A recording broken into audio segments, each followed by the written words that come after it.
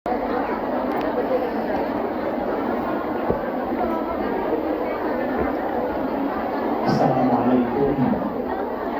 warahmatullahi wabarakatuh. Waalaikumsalam warahmatullahi wabarakatuh. Alhamdulillahi wa kafa.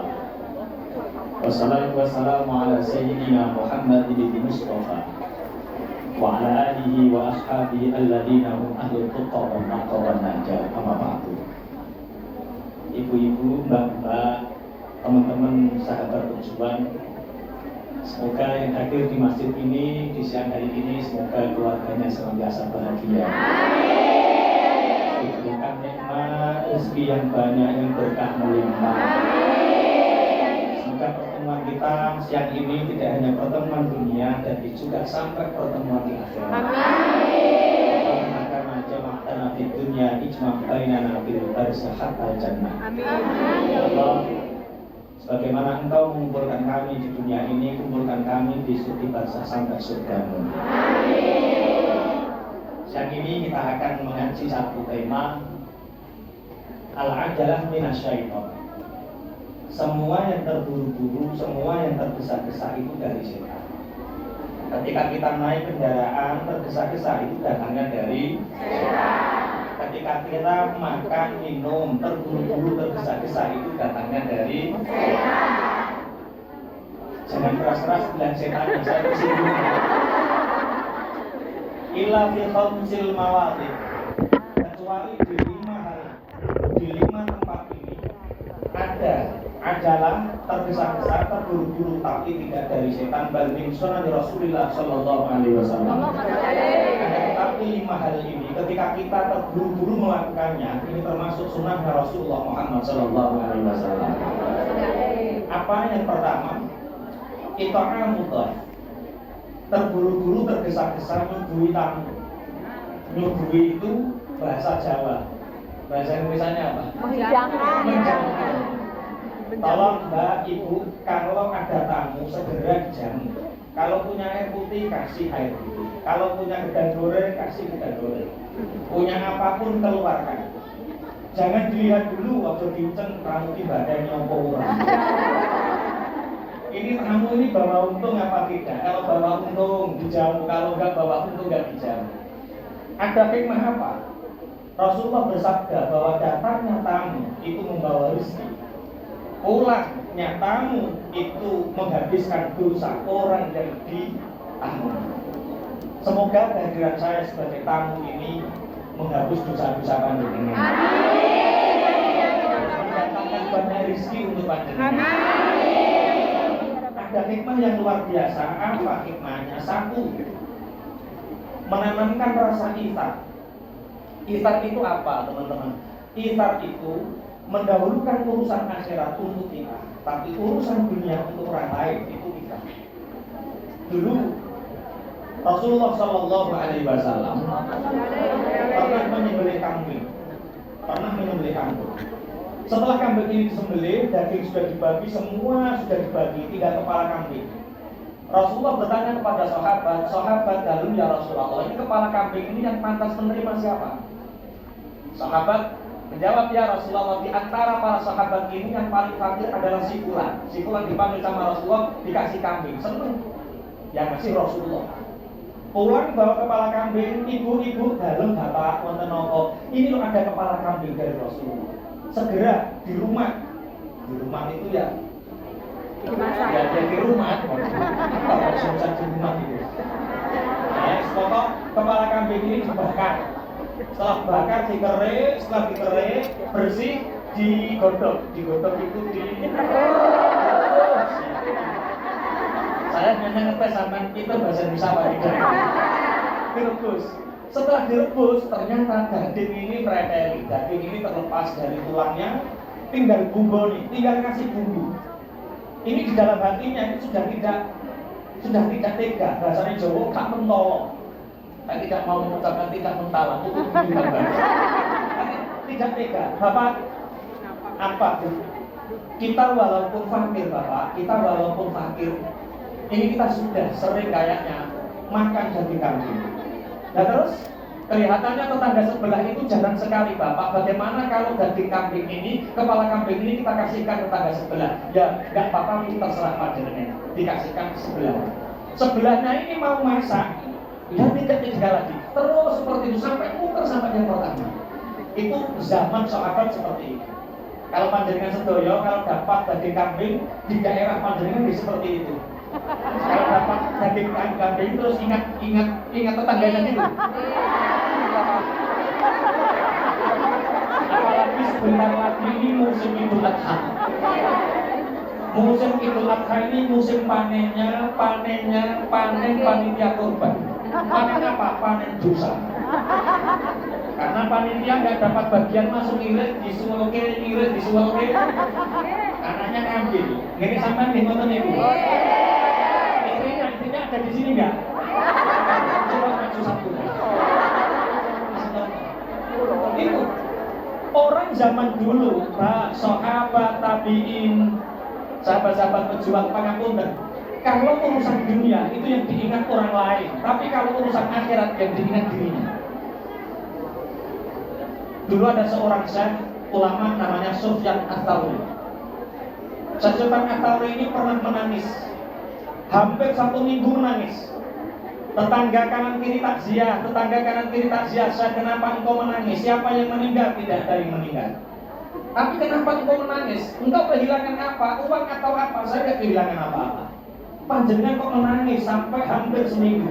Saya coba atau menjawab, saya menangis itu karena hari Jumat kemarin saya datang terlambat ketika waktu sholat Jumat, sehingga saya tidak mendapatkan saf barisan yang pertama, saya bertampak di saf bagian kedua.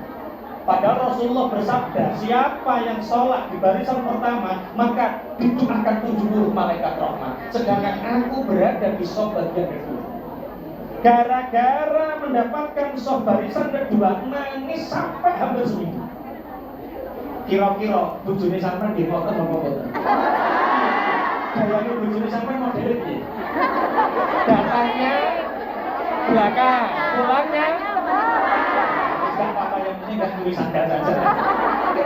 Itu sesuatu atau itu saking ikhtarnya mendahulukan orang lain dalam urusan dunia, tapi urusan akhirat kita. Siapa yang ngaji? Kita. Siapa yang belajar Al-Quran? Kita. Siapa yang sholat jamaah? Kita. Orang lain terlambat itu urusan orang lain, tapi kita urusan akhirat harus yang pertama. Itu namanya apa? Kita. Tapi urusan duniawi biarkanlah.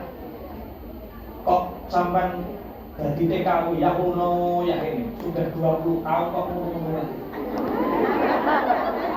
Gak apa-apa kata Pak Kiai, urusan dunia ketinggalan gak apa-apa. Yang penting jangan sampai ketinggalan urusan akhirat. Teman-teman sahabat pejuang. Yang kedua, mengajarkan tentang arti sakowah. Menjamu tamu mengajarkan tentang arti kedermawanan. Bahasa Jawane luman. Rasulullah bersabda, as-sakhiyu qaribun minallah wa qaribun minal jannah wa ba'idun minan nar. Orang dermawan, orang luman itu parek, dekat dengan Allah, dekat dengan surga, jauh dari neraka. Allahumma jangan kami tok dan mati sampai. Ya, dermawan. Kenapa? Mafhumu khalafahnya berarti orang pelit, orang medit itu jauh dari Allah, jauh dari surga, dekat dengan neraka. Siapa orang pelit? Kenapa? Penyakit pelit ini satu-satunya penyakit yang sulit untuk diobati. Karena orang itu nggak pernah merasa dia pelit. Dan pertanyaan, coba yang hadir di sini, yang merasa dirinya pelit, yang merasa dirinya medit, bakhil, cetil, angkat tangan. Hanya satu yang pelit itu. Semuanya dermawan, Allah. Coba tak tes ini, Anda ini pelit atau tidak? Mbak, Bu, pangapunten, saudara-saudara, teman-teman.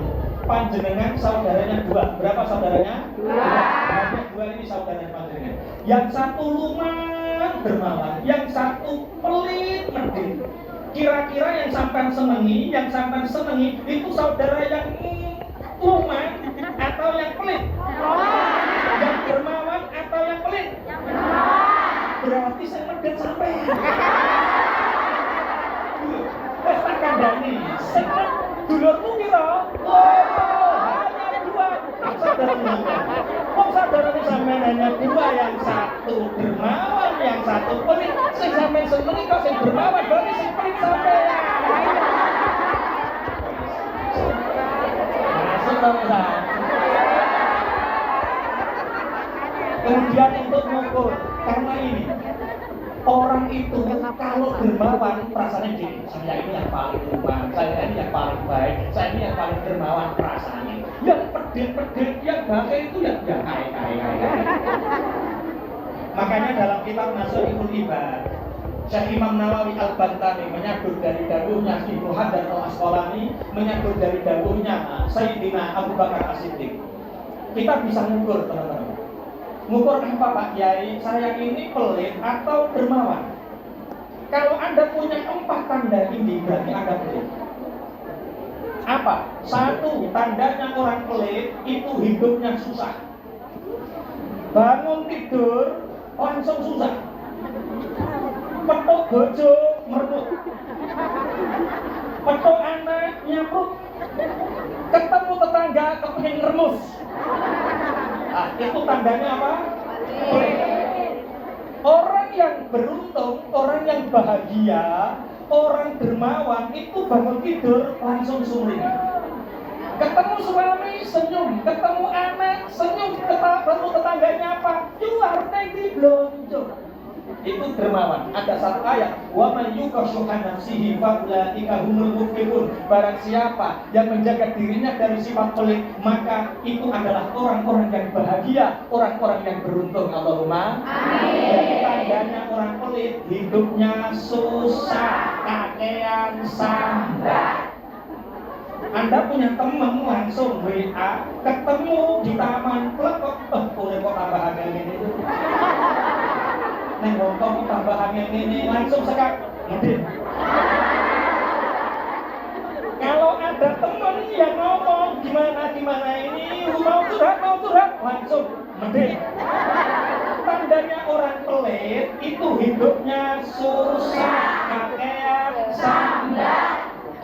Teman-teman begini, pernah nggak panjenengan itu bangun tidur tiba-tiba padahal nggak maksiat, nggak meninggalkan ibadah, nggak maksiat, nggak meninggalkan ibadah, tapi tahu-tahu hati ini berdiri, sumpah pikiran susah. Ada yang pernah mengatakan seperti itu? Ada. Pernah mengalami seperti itu?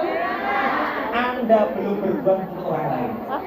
Kalau tiba-tiba hati ini susah, nggak tahu kenapa yo, aku kok moro-moro hatiku susah, kenapa ya pikiran kok sumbet padahal maksiat orang, duit yo duwe, ibadah yo tak lakoni kok moro-moro sumbet, langsung keluar. Berbuat baik untuk orang lain. Kalau di sini nggak ada yang dibantu, langsung saudaranya itu ditelepon, ada apa dek? Kirimin nomor rekening. Kira-kira dikirimin nomor rekening apa tidak? Rutin. Berbuat untuk orang lain itu namanya as-saqawah. 1, orang yang pelit tandanya hidupnya susah, kakean sambat, pikirane ruwet. Yang kedua, laisa lahu khalil.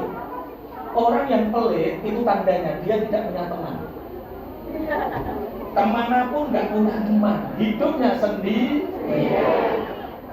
Mau ngadakan majelis taklim, rapatnya sama orang pelit, gak jadi lah kan ini. Mesti dibantah terus ngeyel, perkara wedi kelangan. Takmir masjid, imam musola, rapat sama orang yang pelit, gak situ jadi. Makanya, jangankan orang lain, istri kalau punya suami medit, Masya Allah. Bapak apa saya kok cangkemnya kok kecil kabeh. Lah terus ingin beli ikan sapi. Halah, bangun rumah belum jadi kok beli ikan sapi. Wes lombok karo tindak senenge. Makanya orang yang punya suami pelit, yang perempuan itu punya kemengi. Jangankan orang lain, istri kalau Kalau suaminya pelit nyusahke, paham ya? Berarti wong pelit tandane sing nomor loro tidak punya teman. Yang nomor 3, dia dikasih penyakit sama Allah. Sakitnya lama, hartanya habis untuk berobat, sakitnya nggak sembuh-sembuh, uangnya nggak mati-mati. Lu bisa disimpan dah, lah kaya.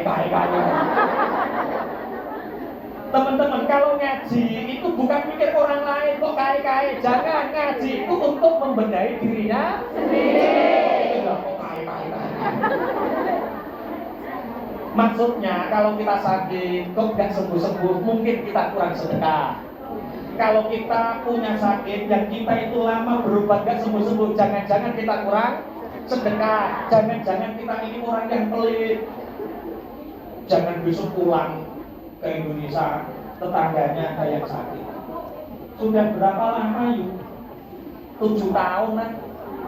Loh, lah sudah berobat, sudah menghabiskan apa-apa, sapi wis tagol, sawah wis tagol. Lah belum sembuh yuk? Belum medit.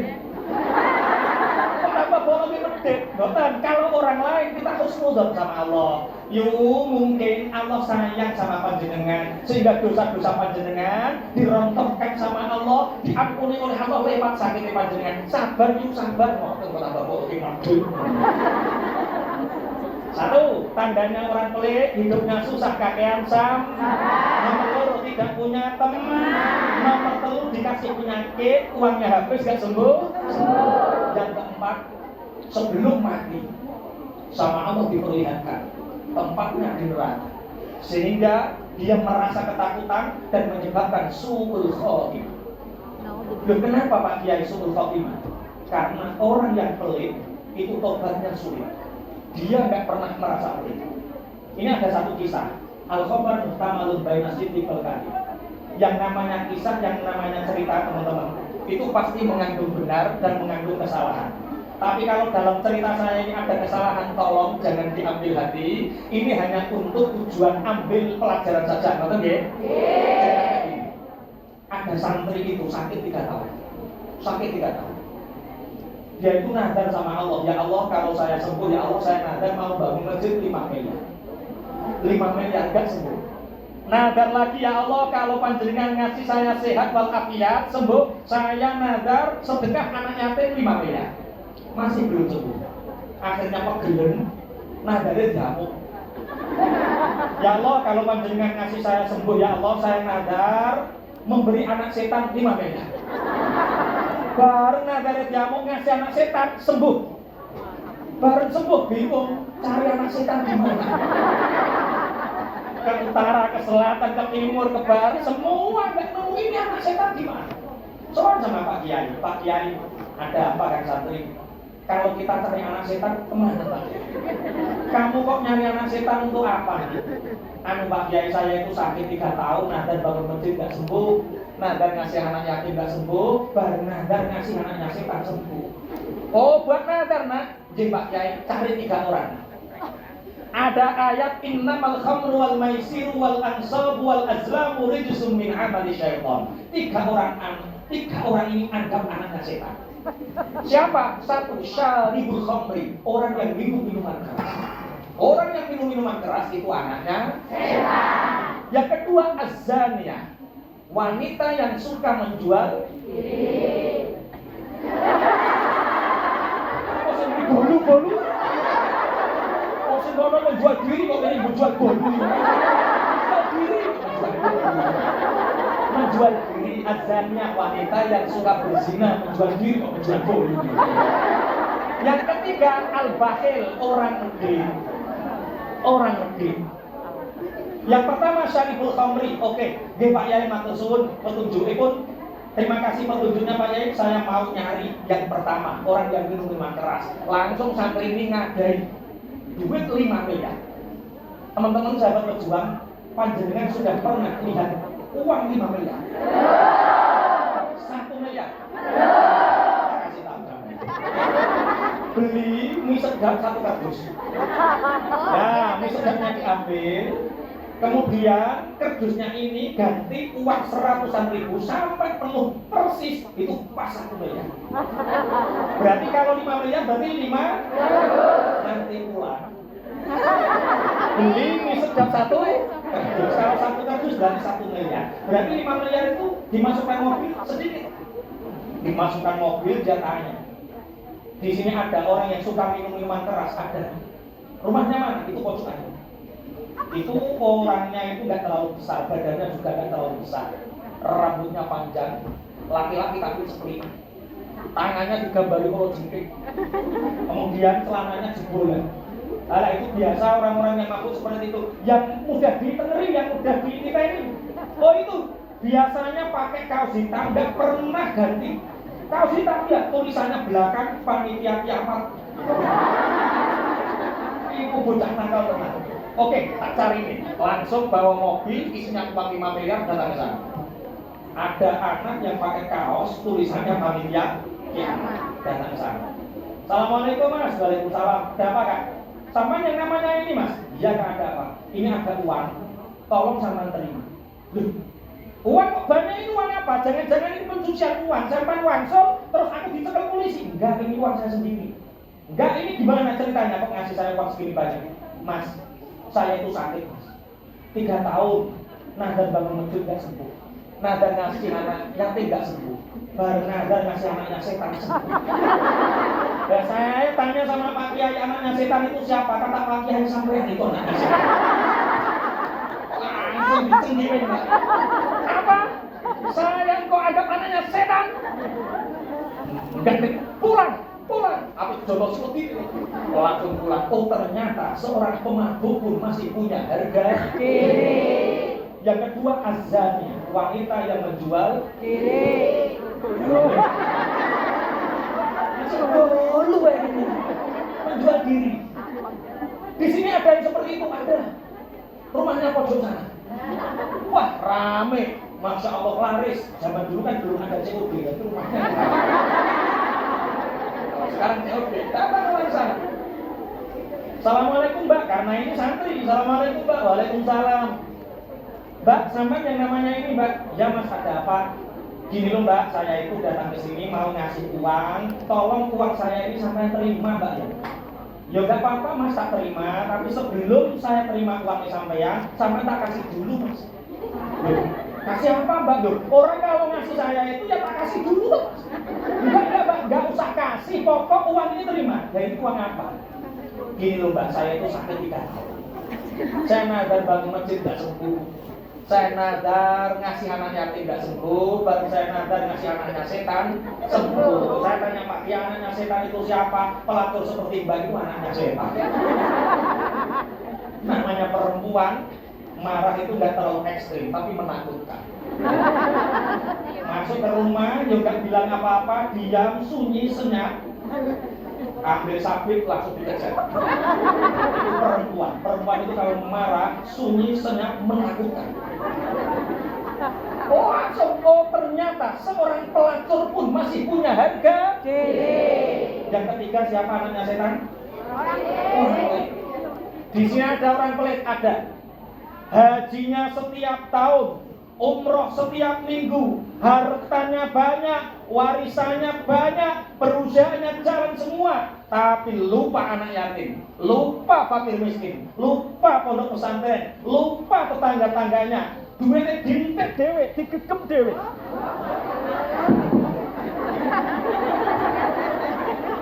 Sampai mana tadi? Digegep dewe. Oh, rumahnya mana? Oh, pojok sana. Ada orang pakai kopi putih, pakai jubah. Assalamualaikum Pak Kaji, waalaikumsalam Pak Kaji. Dengan yang namanya ini Pak Kaji, iya Pak. Ada apa? Pertama silaturahmi Pak Kaji. Yang kedua, ini saya mau ngasih uang sama Pak Kaji. Ini uang Pak Kaji, tolong diterima. Pak Kaji tahu uang 5 kardus langsung alhamdulillah ya Allah. Masya Allah, tabarakallah. Alhamdulillah, masya Allah, tabarakallah. Yang sakit ini santri ini bingung. Pemabuk tanya ini uang apa? Pelacur tanya ini uang apa? Lah ini orang kok langsung berita alhamdulillah. Pak Kaji. Iya nak. Panjenengan tidak tanya Pak Kaji ini uang apa? Oh ya Allah, aku kalau sudah tahu uang itu lupa mas. Ini uang apa mas? Ini uang apa? Gini Pak Kaji. Saya itu sakit Pak Kaji 3 tahun. Saya nadar bangun masjid tidak sembuh, saya nadar ngasih anak yatim tidak sembuh, baru saya nadar ngasih anaknya setan sembuh. Saya tanya sama Pak Kiai, anaknya setan itu siapa? Kata Pak Kiai, orang pelit seperti panjenengan anaknya setan. Jadi Pak Kaji, orang apa? Saya dianggap anaknya setan gak apa-apa, bapaknya setan gak apa-apa, buyutnya setan gak apa-apa, yang penting uangnya sini. Orang pelit itu nggak punya harga diri. Orang pelit itu di dalam Al-Quran ada 2 diksi kata yang dipilih oleh Allah. Yang pertama bakhil, yang pertama syuh. Bakhil itu wala yahsabanna alladziina yabkhaluna bima aataahumullahu min fadlihi wa khairan lahum bal huwa syarrun lahum.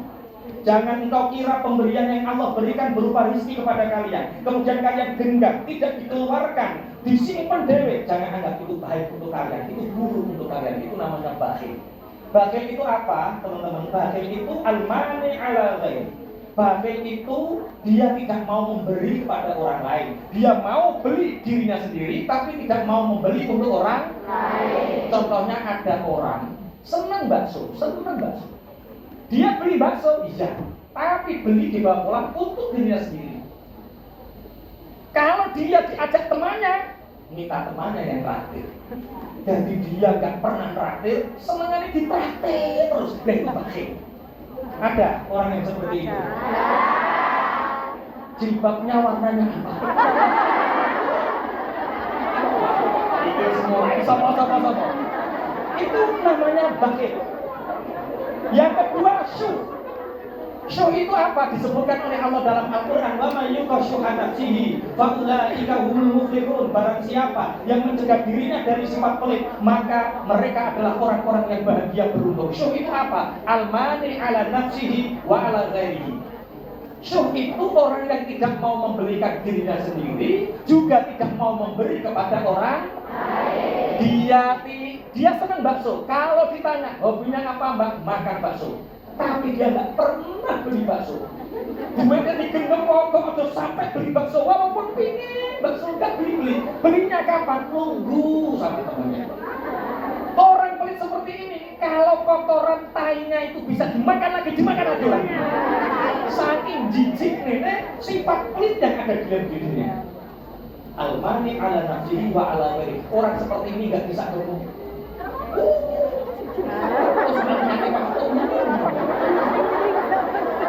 Tapi turun semua sambilnya jangan botak turun, jangan itu langsing.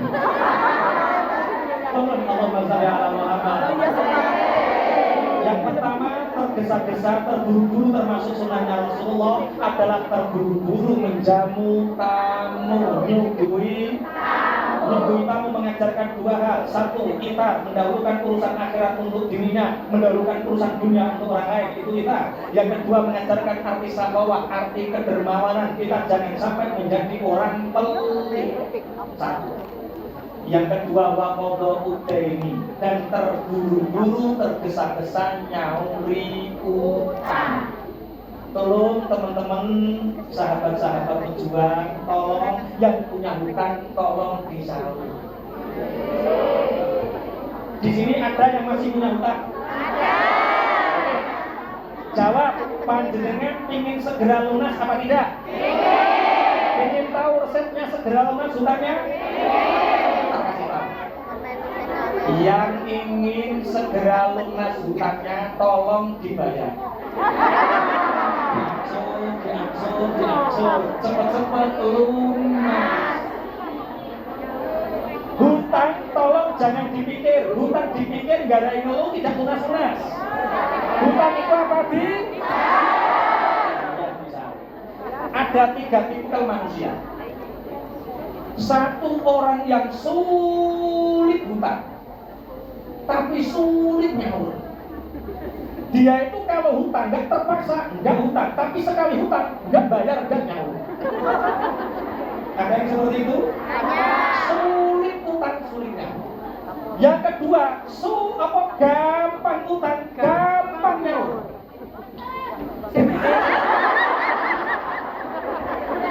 Dia kalau hutang mudah, teman diutangi. Kalau punya segera dibayar.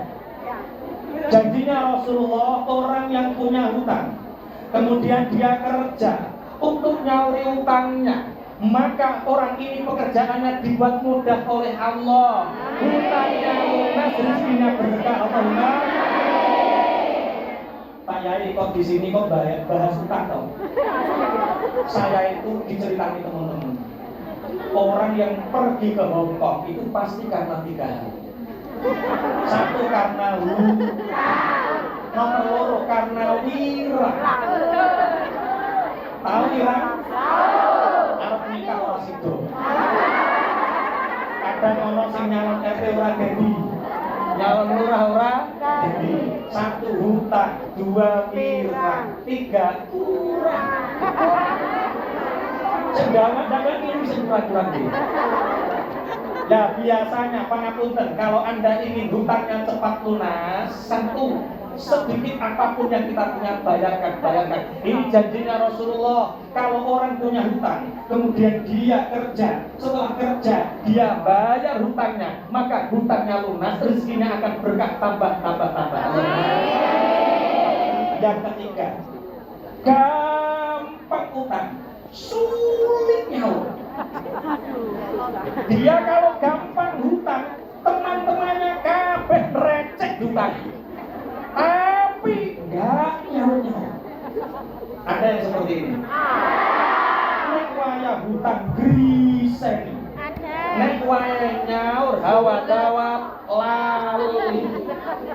Orang yang seperti ini, pangapunten, rezekinya sempit, hidupnya sulit, pekerjaannya susah, utangnya nggak lunas, habis semua utangnya.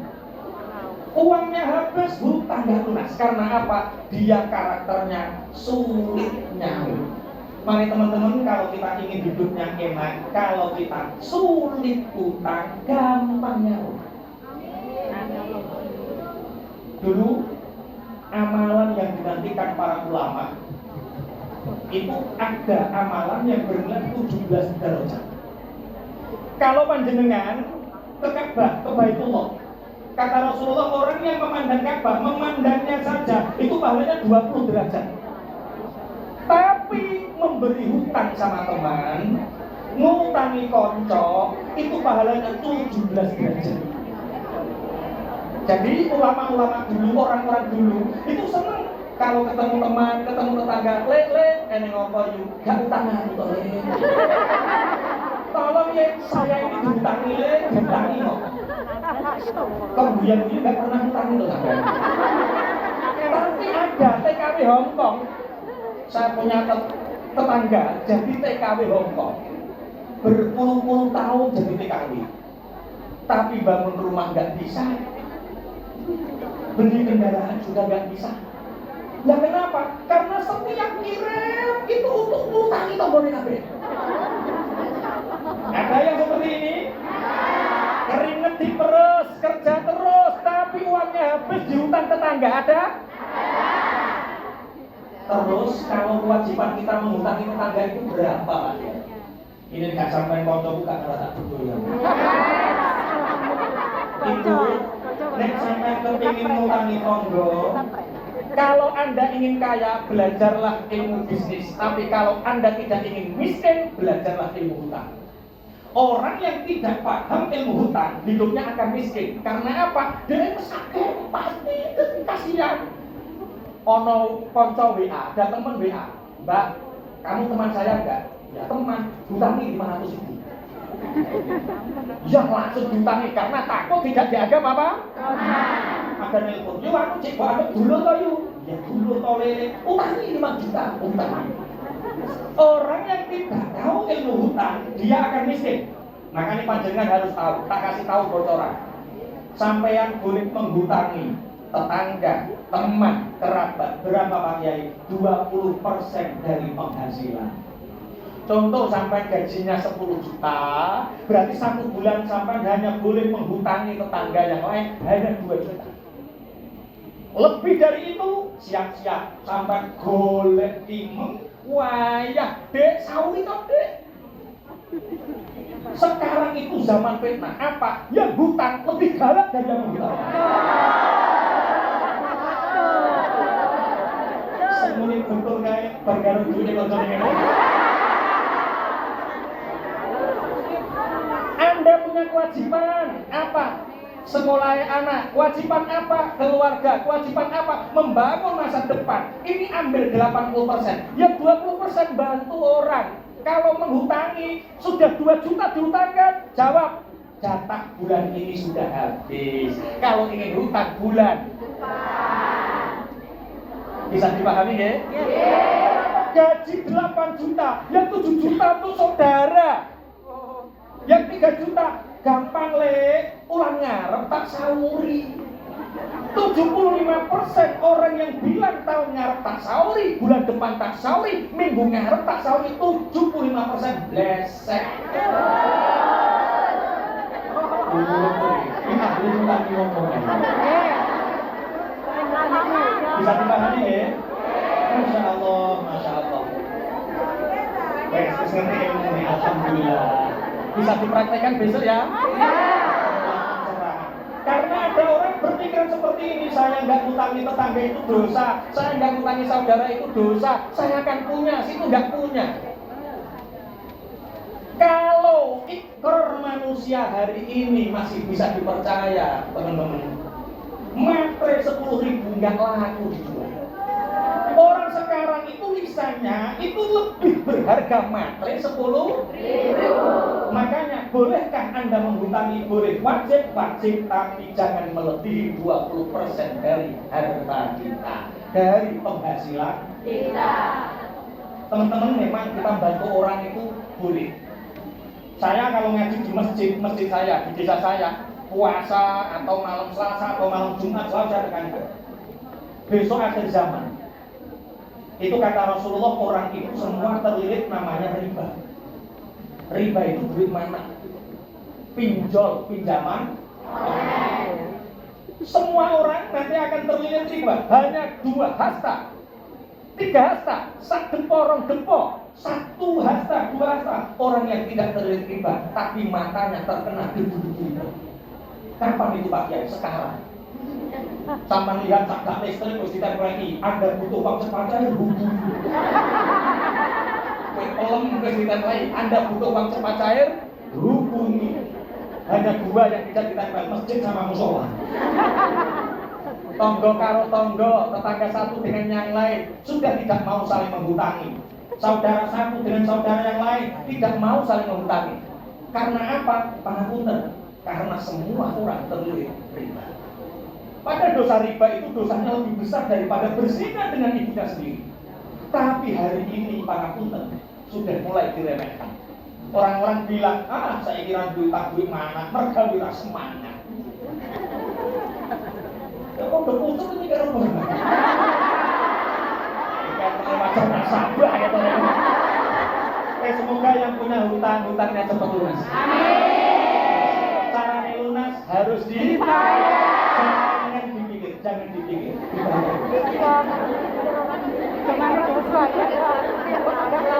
Hutang dipikir 10 tahun nggak lunas, tapi kalau hutang dibayar 10 tahun lunas.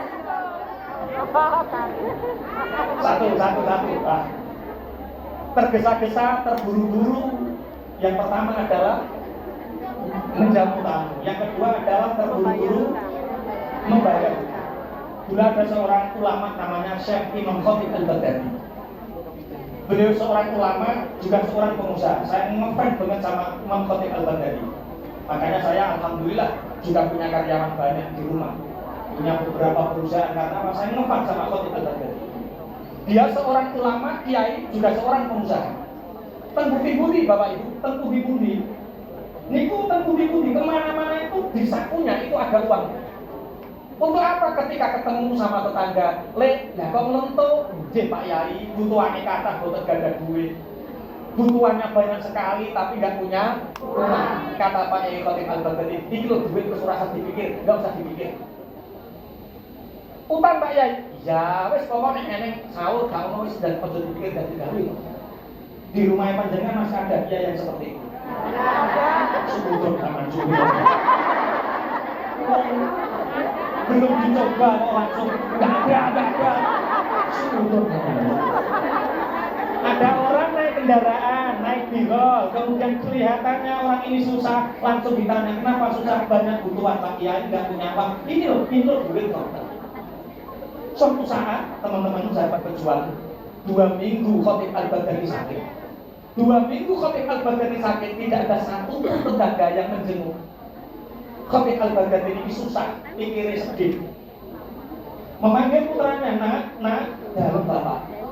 Aku ini termasuk orang apik atau orang elek. Saya ini orang baik atau orang yang berlakunya buruk, nak? Dan kenapa bapak? Saya ini sakit 2 minggu loh, nak. Kalau saya orang baik, pasti tetangga kanan kiri, pasti menjenguk. Ingin mendapatkan pahalanya, iya dan mari pahala menjenguk orang sakit. Menurut saya, Pak, panjenengan itu orang yang paling baik. Tapi buktinya nggak ada yang menjenguk sebentar, Pak. Saya tak tanya tetangga kanan kiri, pinggir rumah ditangkap. Lek, dalam Gus.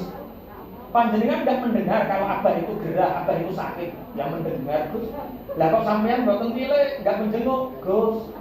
Ketika mendengar abah itu sakit, hati saya itu sedih Gus, susah. Tapi kalau mau menjenguk saya malu Gus, malu. Lah kenapa paling? Nggak malu piye Gus? Wong aku itu duwe utang loro iso. Saya punya hutang belum bisa bayar. Pinggirnya lagi ditanya, ternyata satu kampung semua punya hutang sama Khatib Al-Baghdadi. Pak, ada apa? Ternyata Pak, orang-orang itu ingin menjenguk, sedih mendengar Anda panjenengan itu sakit. Dan kenapa mereka nggak menjenguk? Mereka itu punya hutang sama panjenengan dan mereka malu karena hutangnya belum ada yang kata Syekh Khatib Al-Baghdadi, gara-gara utang, gara-gara duit menyebabkan terputusnya pahala ya dari malik, terputusnya pahala menjenguk orang sakit. Nah, pripun Pak, maghrib ini umumkan di masjid, umumkan di musola, umumkan di tempat-tempat yang ramai, umumkan dengan suara yang keras. Siapa yang punya hutang sama Khatib Al-Baghdadi malam ini lunas. Orang yang ada di masjid itu wiritan banter, Alhamdulillah, kenapa? Hutangnya lunas. Yang tidak jamaah itu mendengar pengumuman seperti itu ya cocok. Malam itu, teman-teman, malam itu banyak yang sowan kepada Khatib Al-Baghdadi. Saking kata sing sowan, saking banyak yang sowan, gagang pintunya itu sempel. Ini hutang ora gelem nyaur nyempel ora. Monggo yang punya hutang tolong dibayar. Rasulullah tidak mensolatkan orang yang meninggal dalam keadaan punya hutang. Yang punya hutang tolong dicatat. Yang punya hutang tolong dicatat. Karena ada orang TKW Hongkong itu punya hutang, hutangnya belum lunas, dia pulang. Gak ada nomor HP, sudah diblokir semua. Ingat, tanggungan Anda tidak di dunia, tapi di akhirat. Satu, terburu-buru, termasuk sunnahnya Rasulullah, terburu-buru menjamu tamu. Yang kedua, terburu-buru yang ketiga, wa tazwijul binti ila balagha, menikahkan anak perempuan ketika sudah waktunya menikah. Atau yang di sini ada yang janda, ada yang masih gadis, tolong segera menikah.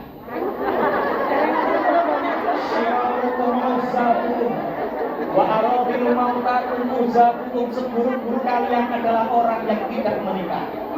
Carikan pasangan terus. Piye orang setuju sama kalian. Yang punya anak gadis, anak perempuan, tolong segera diberikan induk dan nikah dulu. Anak gadis kalau tidak diberikan menikah, nek rabi dhewe loro. Pangapunten, ini tidak di Indonesia, tidak di Hongkong, tidak di mana-mana. Setelah kemarin Covid merajalela, ada penyakit yang lebih berbahaya dari Covid yang kita tidak menyadarinya. Penyakit apa? Flu burung. Ini bukan seperti flu burung zaman Pak SBY. Ini flu burung ini, gejala pertama itu panas dingin. Badan itu panas dingin bergegas, diperiksakan di dokter nggak sembuh, diperiksakan di mata nggak sembuh, dikasih obat nggak sembuh. Yang kedua mual-mual. Di depan mual, dibawa ke belakang nggak muntah, bawa lagi ke depan, ke belakang lagi nggak muntah, mual-mual. Diperiksakan ke bidan, ya Allah Pak, anak yang sampai ini ngono kena penyakit flu. Lagi mulai paham ini. Sebentar lagi perutnya gede. Kalau burungnya belum keluar ini nggak sembuh. Ini kok buru-buru. Baru sadar sampean. Terus anak perempuan itu waktunya menikah itu kapan Pak Kiai? Sebenarnya dalam Islam itu tidak ada batasan. Semakin cepat menikah itu semakin baik. Tapi pemerintah Indonesia ngatur sekarang perempuan yang dianggap layak menikah yaitu perempuan yang umur 19. Sebenarnya ukurannya adalah tamyiz. Rasulullah menikahi Sayyidah Aisyah ketika Sayyidah Aisyah umur 9 tahun. Saya pernah ditanya sama mahasiswa Surabaya, Pak Kiai, kok tega sekali sih Rasulullah masa menikahi anak usia 9 tahun? 9 tahun digawe opo? Dijawab.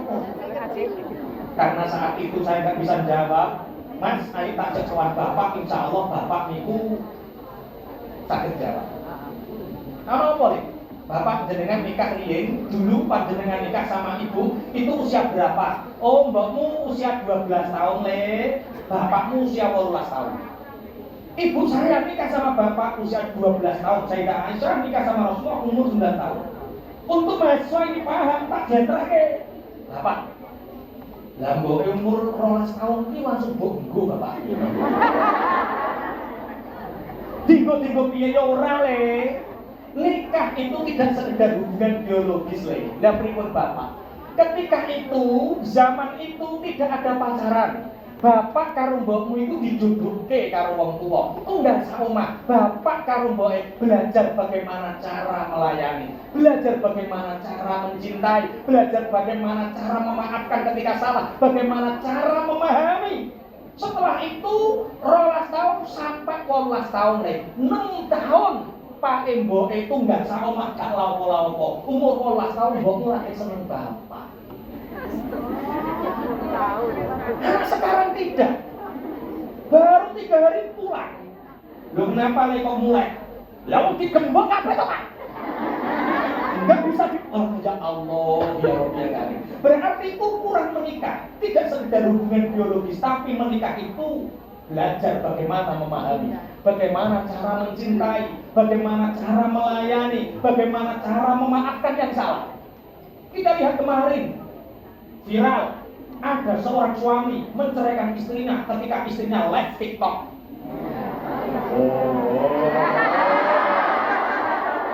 Itu artinya mereka tidak belajar untuk memaafkan. Kita lihat bagaimana kemarin tidak di negara kita, di Malaysia, ada orang yang bersorban, ada orang yang berjubah, tapi mengatakan Walid nak boleh, Walid nak Dewi boleh apa nih? Itu artinya apa? Artinya orang sekarang itu lebih cepat balik, tapi belum tamyiz. Mereka mengaku sarjana, tapi belum tamyiz. Mereka usianya besar, tua, tapi belum tamyiz. Berarti ukuran menikah itu bukan seberapa usianya, tapi seberapa memahami, namanya tamyiz. Menikah itu mudah, tapi yang sulit itu membina keluarga bahagia. Nikah itu hukumnya sunnah, tapi membina keluarga bahagia hukumnya wajib. Makanya orang yang menikah, dia harus keluarganya bahagia.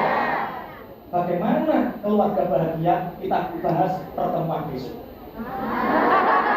Iki yo sekilas-sekilas dhisik. Watas ini. Teman-teman sahabat-sahabat pejuang, hari ini kita didik anak perempuan kita beda dengan didik zaman dahulu. Zaman dahulu tidak ada tantangan, lebih nurut, lebih mudah. Hari ini tantangannya luar biasa. Saya tuh punya kakak perempuan. Dulu mbok itu nek bimbing duk dari mbok. Nek bar maghrib, habis isya jangan di luar rumah. Nanti kalau dibawa wewe, nek digondong wewe. Kakak saya nurut. Di kamar terus Quran belajar, wedi digondong wewe. Anak perempuan panjenengan sekarang. Duk, apa Bu? Habis isya, habis maghrib jangan di luar rumah. Nek digondong wewe. Ya ora apa-apa toh, wewe ini ganteng-ganteng. Oh iya. Yuk, menikah. Semoga yang hadir di sini yang masih perawan segera mendapatkan jodoh. Amin. Yang soleh. Amin. Bertanggung jawab. Mati karo sing wedok. Amin. Yang janda. Semoga Allah memberikan jodoh yang terbaik. Warisannya akeh. Nikah 2 bulan mertuanya mati. Langsung leh warisan kalau enggak.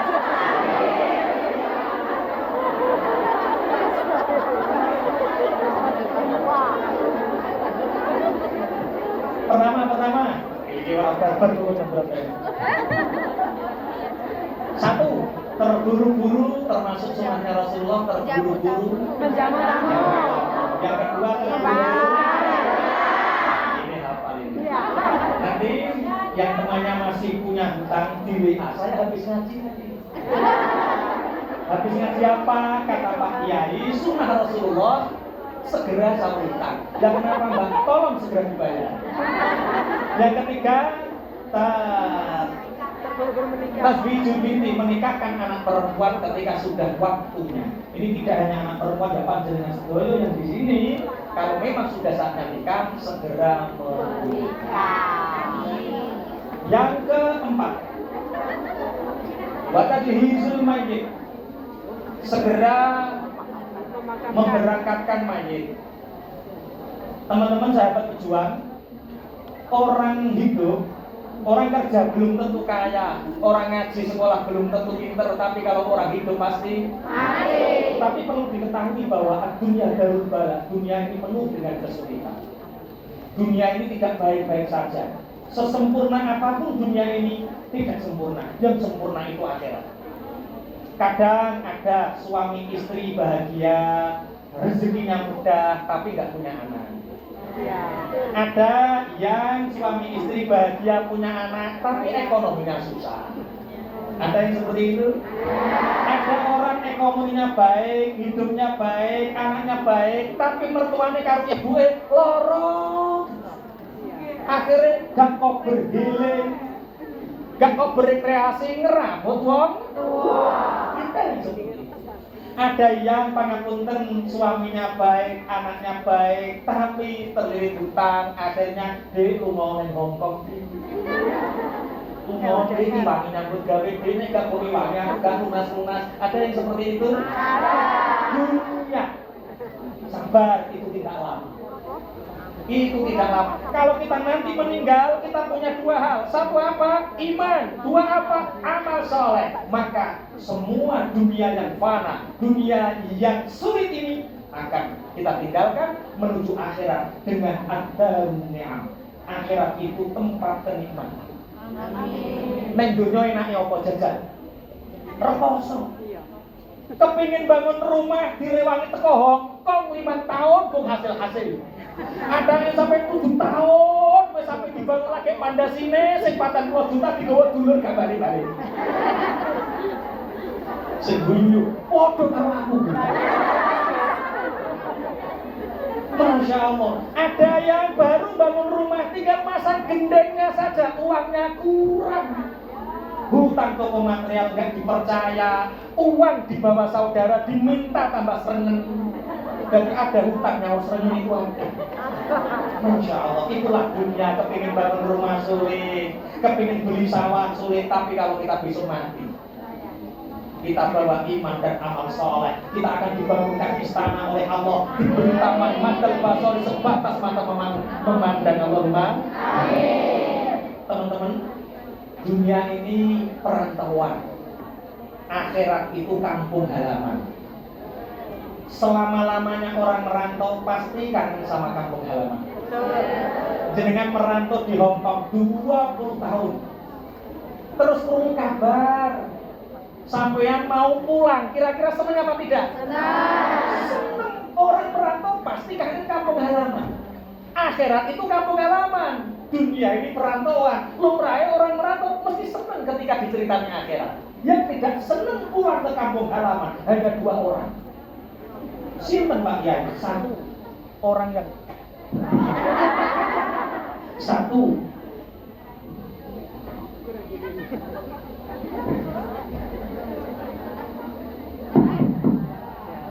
Allahumma sholli ala Muhammad. Semua orang yang merantau itu pasti kangen sama kampung halaman. Hanya 2 orang yang tidak kangen sama kampung halaman. 1 siapa? Orang yang tidak punya bekal, gak duwe sarung. Neng Hong Kong 20 tahun.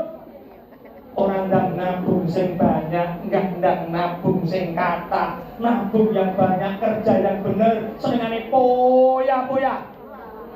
Senengane ora-ora. Ketika pulang mendadak susah karena nggak punya sangu, nggak punya bekal. Neng alam dunia 80 tahun, 90 tahun, hendak ibadah sing ngempeng, ibadah yang bekel, poya-poya. Meninggal susah karena nggak punya bekal sangu.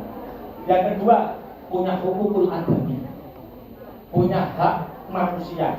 Mengambil hartanya orang, menindas orang dengan kekuasaannya, dengan jabatannya, pinjam uang katanya hutang tapi nggak pernah bayar. Dan orang seperti ini nanti besok susah. Seperti pejabat yang kemarin korupsi 300 triliun. Di Indonesia ada pejabat yang korupsi 300 triliun. Kemudian dipenjara, dihukum 6 tahun setengah. Teman-teman, kira-kira seandainya panjenengan dikasih uang 300 triliun kemudian dihukum 6 tahun setengah, malah paham.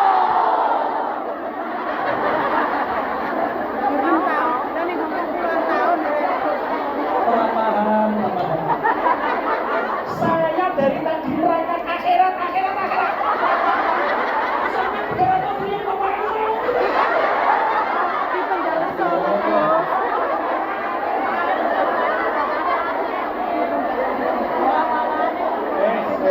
Semoga kita husnul khotimah. Apa hubungannya dengan mempercepat tajhizul mayit Pak Kiai? Tajhizul mayit itu ada 3. 1 ngedusi, memandikan mayit. 2 mengkafani. 3 mensolatkan. 4 memberangkatkan mayit ke kuburan. Teman-teman, sampai kepingin nggak dianggap anak yang sholihah? Kalau mendengar kematian, siapapun itu, baik bapak atau ibu atau anak atau saudara, katakan istirja inna lillahi wa inna ilaihi raji'un. Kemudian kasih kabar sama Pak Kiai setempat, sama Mbak Mudir setempat, jangan nunggu saya. Tolong segera diberangkatkan, jangan nunggu saya. Saya akan pulang. Saya akan segera pulang cari tiket, tapi tolong jangan nunggu saya. Kasihan ibu. Ibu itu di dunia sudah lama menderita, biar cepat mundur amal soleh seperti itu. Durhaka anak yang berada di perantauan, kemudian memperlambat tajhiznya. Pokok jangan dikubur, tunggu saya. Teman-teman, saudara-saudara sekalian, sahabat-sahabat pejuang, orang tua itu kalau ditahan lama, dia tidak di dunia, juga tidak di barzakh. Artinya orang ini kesepian. Jangan lama-lama membuat orang tua tersiksa dengan kesepiannya. Maka kita sebagai orang yang ada di perantauan, ketika mendengar kabar seperti itu harus tegas, jangan nunggu saya. Saya mendoakan dari sini, saya setiap perjalanan akan mendoakan orang tua. Tolong segera diberangkatkan. Ini 5 menit lagi ada. Ya, masih ada 1 yang belum selesai. Ini nanti sorban keliling, menunggu adzan. Setelah adzan kita sholat berjamaah. Setelah itu kita lanjutkan. Setuju nggak?